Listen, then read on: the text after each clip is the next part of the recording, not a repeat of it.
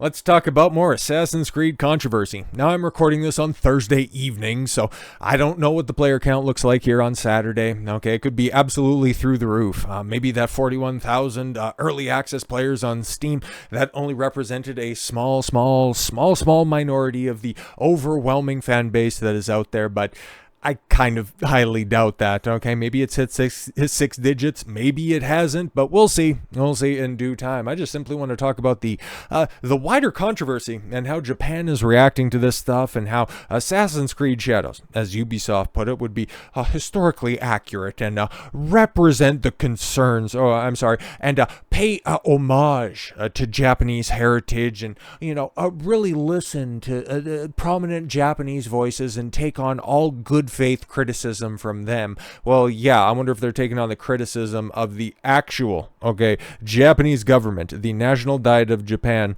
talking, and having a specific hearing about Assassin's Creed Shadows and what they were doing originally with the game, allowing Yasuke and probably Naoe, I think is the proper way to say her name, but just go in and bust up shrines. Like, I have it paused right here, and I'll link, obviously, to this 7-minute long clip. It's got subtitles. You can go ahead and read it at your own leisure, but players destroy facilities in Assassin's Creed Shadows at real facilities that do not have permission for commercial use. Yeah, that was a big problem. And we heard about the leaders of a couple of different shrines coming forward going, we don't want this stuff, man. If we were approached, which we weren't, if we were approached to give blessing for our likeness for our shrines to be in the games, we wouldn't have gone along with it. We don't want this stuff. If you want to pay respect to these shrines, just go ahead and do them.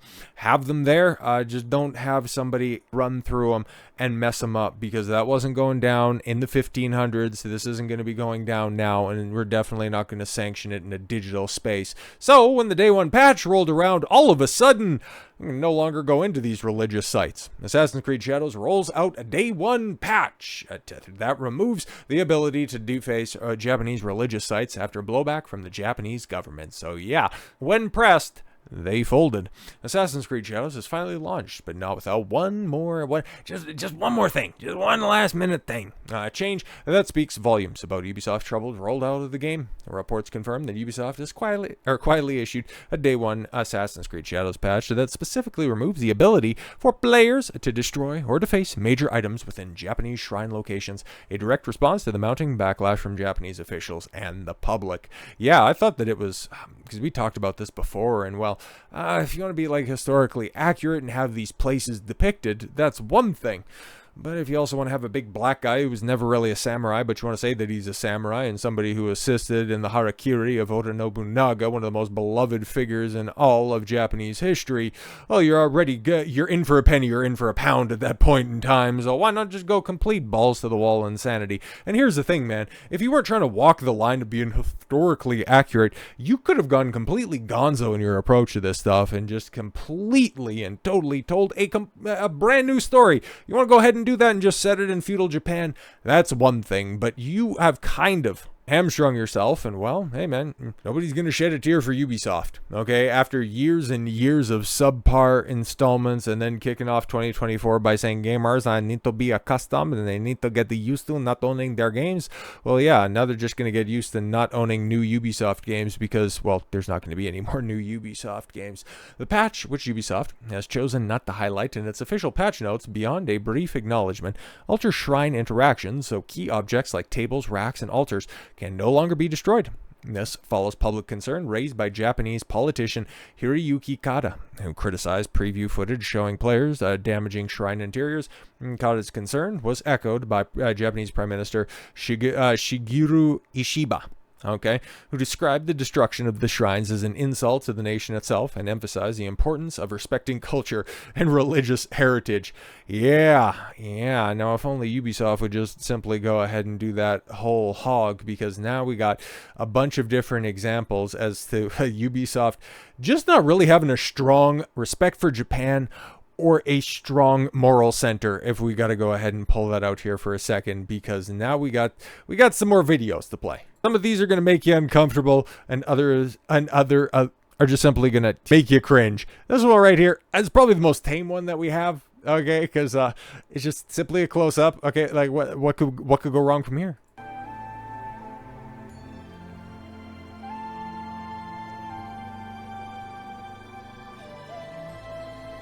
You are more than worthy. Oh, shit. Oh God. Because I think everybody's seen that meme that was going around a few days ago where, why is it my Assassin's Creed game that my protagonist can have three different gay relationships and the one female relationship? Well, we'll get to that in due time, but like, bro, okay, this just screams stupidity and just mismanagement of a great opportunity, because I've talked about this before as just like a really old school and very dedicated Assassin's Creed fan back in the cut. Like, I've desperately wanted, okay, a feudal Japanese setting for an Assassin's Creed game because it was perfect. Okay, you had an assassin in the, you know, the vein of Altair and in Ezio, and you just have him, you know, come through at this point in time. That would have been the coolest thing going, but now you just get fucking bang bus rolling through Osaka. Like, what the hell are we doing? Nobody wanted this stuff. What's with this focus on food and cats and relationships? This is Assassin's Creed shit. Supposed to be stealthily killing people, lining up a bunch of dudes and making them grab their ankles. What are we doing? Yuck. And this moment we have shared will be my treasure. Will be my treasure to keep. That's some of the more acceptable voice acting, because holy shit, man. Like I've said before, I said yesterday, and at least at time of recording, I watched, oh god, a fair amount of Heel versus Babyface play for the first few hours, and he hasn't even got out of the, you know, the introduction sequence. I missed the very brief part, or the very brief part where he played as Yasuke, but I watched way too much of the Nawe gameplay, and outside of it just simply being glitchy, it's just very low effort stuff. Like, the animations are really trash, the physics are completely borked, but just the glitchy combat in and of itself, I talked about it before, like they haven't really innovated that much since the original Assassin's Creed and Assassin's Creed 2, where you just, you know, wait for your opportunity to hit the counter button and then you take your damage that way. But just the glitches that are there, you know, killing somebody who was asleep, having them stand up and reanimate, then hit the hit the assassinate button again, only to just kill them in the assassinate button. It's hilarious, right? Because you walk up to them and you can just stab them and then they crumple down like a sack of shit. And it's like, you're supposed to be sneaky in an Assassin's Creed game, but hey, this is just generic action game set in Japan. Cool stuff, bro. But hey, this has a copious amount of the gay. But the gays, not just for the men, ladies and gentlemen, okay? And as you can see, and if you can recall the tender moment that Yasuke and, I don't know, gay number 3 shared, allow us to take a look at how Nawe wants to express herself romantically, because this is Assassin's Creed. This is quadruple A Western game development now. Lust is a journey of 1,000 steps that begins with a kiss.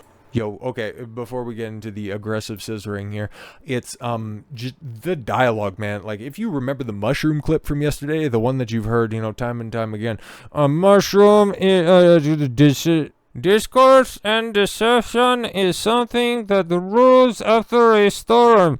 So too can mushrooms. Shiitake. That is just really stupid shit. Like, I was taken aback by the voice acting itself, because again, it just sounds like somebody who has a broken jaw and that they're just trying to sell mushrooms in order to raise enough funds to get the surgery. But just the dialogue is so stupid, and this right here is just like transparent fanfiction type shit. Okay, like, what the fuck, man? Okay, lust is a journey, she said as she stared into the vacant eyes of our protagonist, of 1,000 steps that begins with a kiss, she said, as her breath began to quicken and their hearts began to race. Like, this is fan fiction Tumblr shit. Like, what the fuck are we doing? As you can see, just like the janky animations where, yeah, the lips flap like it's a fucking Muppets animation, but then there's nothing going on, so it's almost like Gal Gadot pulled a double duty by motion capturing everybody in Assassin's Creed, but then also being in the biggest flop in a decade with Snow White. But anyways, yeah, let's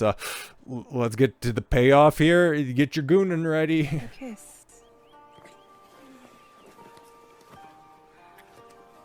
Yo, man, they're going for it right there. Yo! Alright, yeah, now we're full body scissoring. Somehow that's...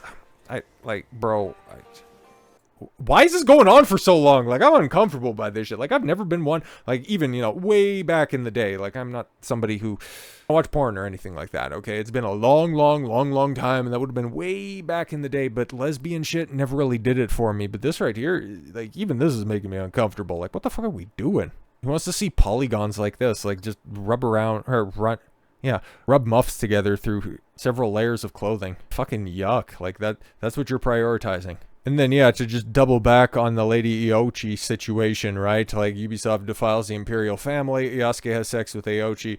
Over 18 emperors, including the current emperor, Naruhito, descended from her. And yeah, like, we talked about this before, but just simply glossing over it really didn't do it full justice. It's like, her entire backstory, it's like, yeah, she's a very faithful woman, okay? Was married before, okay, or at least had a long-term husband or something like that. He died, and then she got remarried, and then they ended up staying together all the way through to the end. So yes, a very faithful woman. But no, not in the story, not in the historically accurate story Ubisoft wants to tell. No. She's out there burning the midnight oil, coal in this situation. And all of a sudden, yeah, man, they didn't think that Japanese historians would have a problem with this. They didn't think that the Japanese people would have an issue with it. Okay, it is forbidden, yes, for the Imperial family to soil the Yamato bloodline, but Ubisoft has reworked history, where a sub-Saharan African migrant blood of Yasuke runs through the blood of the Imperial family. Is the most disgusting game in the history of gaming. Yeah, I'd imagine next week we're gonna see a bunch, or even hell, by the time that you guys are watching this video, probably a lot of outraged Japanese people, and probably for incredibly justified reasons, okay? And you would think of the 3,000 plus people that worked on this piece of shit, and shout out to Stutter and Craig for posting the credit sequence to this game, okay, because people have already rolled credits on it, and they've had to wait. I thought, okay, like, when I seen this, you know, first put out, I thought, no way, this has got to be like the entire ending sequence, the ending cinematics, and the credits. But no, they themselves, in their entire glory, and no, there's no pauses for any additional cinematics, and obviously we aren't watching all of this, but yeah, there's some nice artwork in the background. But yeah, this is just simply a credit crawl for 2+ hours. For 2+ hours for this pile of shit, at least from what I've seen before, and from what I hear, it only gets worse after the introduction sequence. But 2 hours, 6 minutes, 20 seconds to roll credits on this pile of shit, okay? In a game that is far superior to this, okay? I don't want to cast any aspersions because I haven't watched all of it yet, but at least I can say it is a steep drop-off from Final Fantasy VII Rebirth, and those credits I thought were long at about 25 minutes, but 2 hours? And this is the best that you could do. That many people, you wonder why. You wonder why Ubisoft is going out of business. You wonder why the entire entertainment industry is going out of business because of bloat like this. There is no reason this game, hell, any game, need employ 3,000 people. Like, that's retarded. That is absolutely absurd, and why you end up with budgets like $250 to $300 million. Okay, because we've heard estimates at the upper ranges of $350 million, but then of course that final delay, kicking it from February to March, ended up costing Ubisoft an additional 21 million euros. So here's the deal.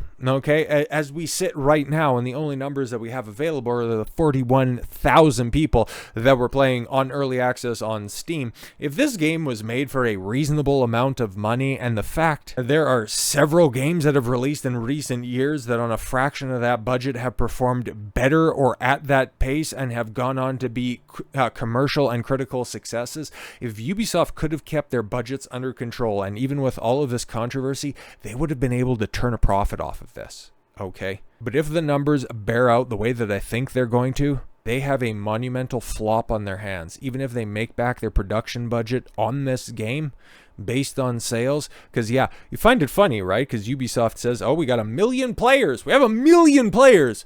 How do they access that game? Is that through a full $90, $100, $120 deluxe or gold version of the game? Or was that the $17, $18, $20 subscription to Ubisoft Plus? Oh, okay. So you got 1 million players.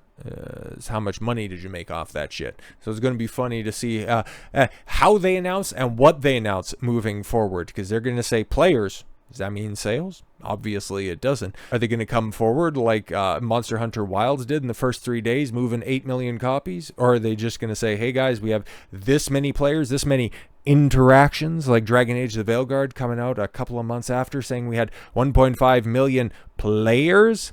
It's going to be very interesting to see.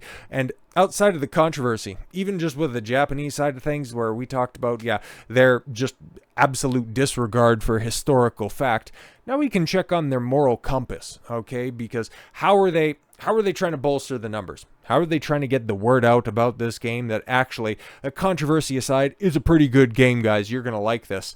By reaching out to the likes of Hasan fucking Piker? That's okay. Like, I could see it kind of making sense in so much as, yeah, okay, he's a guy who's synonymous with Twitch. I don't know if he's the biggest streamer on the platform, but he's the guy that first comes to mind when you think of that desecrated platform. So yeah, okay, it makes sense to go ahead and reach out to him on that. I legitimately didn't know. And because of a lot of the leftist streamers that are over there, it's like, yeah, they play games and stuff like that. I didn't know Hasan gamed at all whatsoever on his stream. I just thought that he had potato level takes when it comes to politics, and he was perpetually wrong about everything. That is when he sat in his chair. Him just brushing off this shit, like, yeah, Hasan briefly responds to the hoopla surrounding his perceived hypocrisy and taking sponsorships. Yeah, what's the problem? I play video games. It's a thing that every content creator does. I'm fake. I'm phony. Because, yeah, he had a big old post saying, hey, come watch me play Assassin's Creed Shadows. And then he, of course, has to delegate it as being an ad and sponsored by Ubisoft. And people are going, motherfucker, you don't play games on your stream. Like, why is this happening right now? So Ubisoft, well, they're very much skewed and very stupid. And remember, this is a guy who just got banned a couple of weeks ago for calling for the death of a sitting U.S. senator. This is what Ubisoft thinks is a good investment. Go fuck yourself. But hey, you know who they won't reach out to? That would be Asmongold, who has an interesting idea for how game companies should sponsor him in the future. Yeah, give me $100,000. You roasted it, not talked it. I'm surprised they even gave you a review code. I respect them for giving me a review code. I do, and I think the reason why is that they know that I will be fair. I will be fair for better or for worse. And this game definitely was a little bit worse, right? But otherwise, that's it. You don't have 100K? Well, yeah, that's right. They won't be able to make the money back from the game. Yeah, that's it. Next AAA game release is going to pay you not to play. As I said, guys, we need to enter into a world of negative reverse sponsorships, where a DEI game comes out and they have to pay me an extortion fee to not play it. Oh, fuck. That is my end game. To be paid explicitly not to do something. How can you not like this motherfucker, man? Like, he gets so much shit for his very based takes. And yeah, I don't, guess what? Oh god, I gotta, tap the sign. I don't agree with him, all the time. And especially, when he ended up getting banned for something far less controversial than what Hasan said. Asmongold gets, 2 weeks? A week or 2 weeks, but, Hasan doesn't even get 24 hours. And yeah, I'm on the different side of things when it comes to Asmongold, but it was nowhere near as controversial as what Hasan had to say. But yeah, as for the rest of it, when it comes to, for his media takes, he might be harsh. He's incredibly fair. And yeah, paying people not to play their games, is like, that's funny as hell.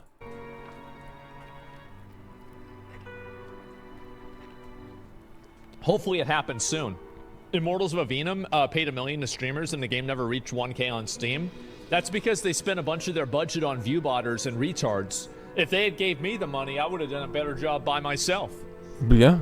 Any game company that's got problems with marketing, if you want to work through like some people through me, I can consult, I can give you a marketing plan that's going to actually work, okay? But a lot of these games, it just doesn't really work very well.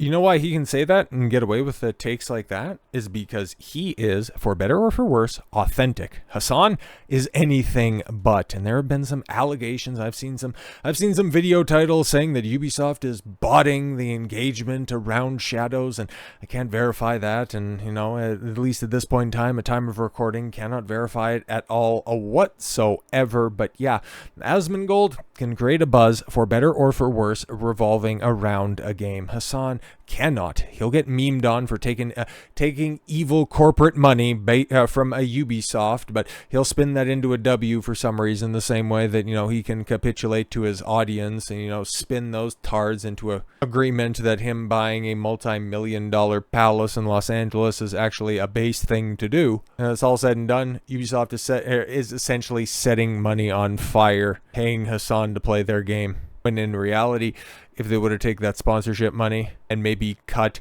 an hour and a half off of the credits with all of those hacks that they employed, they might have actually had a game that they didn't need to buy, or shill in order to get an engagement on. So with all that said, thank you all very much for the gift of your time. I've been Don Cosmail, and I want you to follow your gut and get after it. Take care, everyone.